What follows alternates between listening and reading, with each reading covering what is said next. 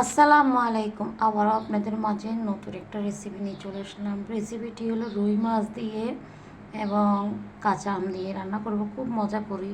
পুরো রেসিপি জোরে সাথে থাকবেন এবং আমার পেজে সাবস্ক্রাইব দিবেন, পাশে থাকা বেল আইকনটা বাজিয়ে দিবেন, লাইক কমেন্ট দিয়ে শেয়ার দিয়ে আমাকে উৎসাহিত করবেন। বেশি বেশি আপনাদের সাপোর্ট ভালোবাসা চাই। তাহলে আর কথা নয়, মূল রেসিপিতে চলে যাচ্ছি। আসসালামু আলাইকুম এভরিওয়ান, কেমন আছেন? আশা করি আল্লাহর রহমতে ভালো আছেন। আলহামদুলিল্লাহ, আপনাদের দোয়া আমি খুব ভালো আছি।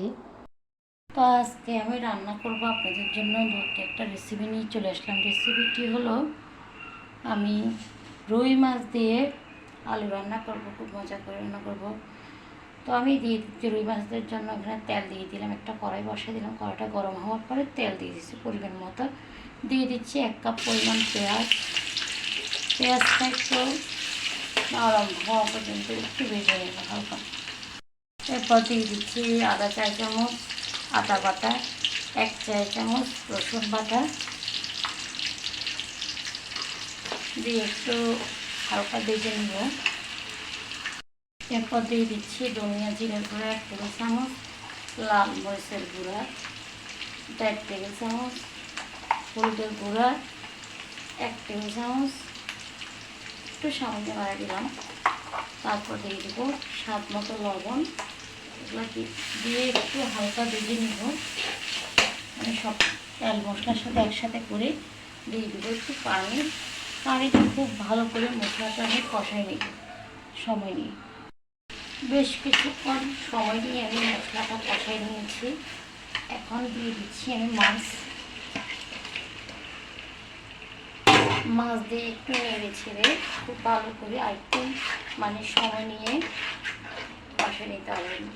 যেমন সময় বলতে অনেকে ভাবতে পারেন যে কতক্ষণ সময় নিয়ে, মিনিমাম আপনি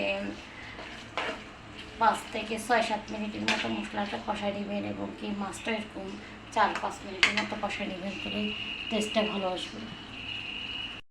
মাছটা আমার কষানো হয়ে গেছে। এখন আমি মাছটা একে একে সবগুলো তুলে নিব একটা বাটির সাহায্যে।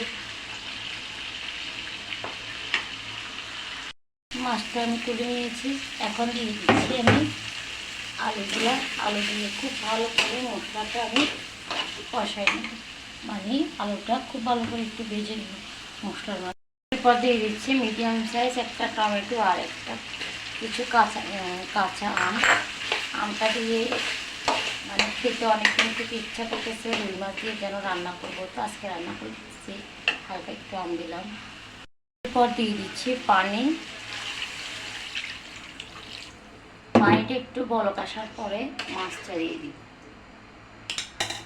এখন দিয়ে দিব ঢাকনা। এরপর দিয়ে দিচ্ছি আমি এখন মাছটা, আমার আলুটা যখন উঠে বলক আসে গেছে, এরপর মাছটা এভাবে দিয়ে দিলাম।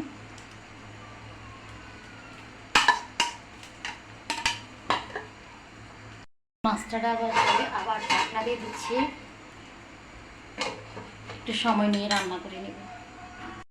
এরপর দিয়ে দিচ্ছি একটু ধনিয়া পাতা। আমার ঝোলটা আর একটু শুকাবো, কারণ এখন একটু গ্যাস চলে গেছে। গ্যাসটা জমিদার একটু কাজ করতেছে, তাই বন্ধ করেছি। ঝোলটা একটু শুকানো, আর তেমন কিছু দেওয়া লাগবে না।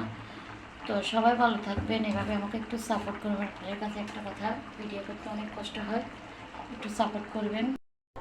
তো বেশি বেশি করে একটু সাপোর্ট করবেন। সবার সাপোর্ট চাই, প্লিজ আমাকে একটু সাপোর্ট।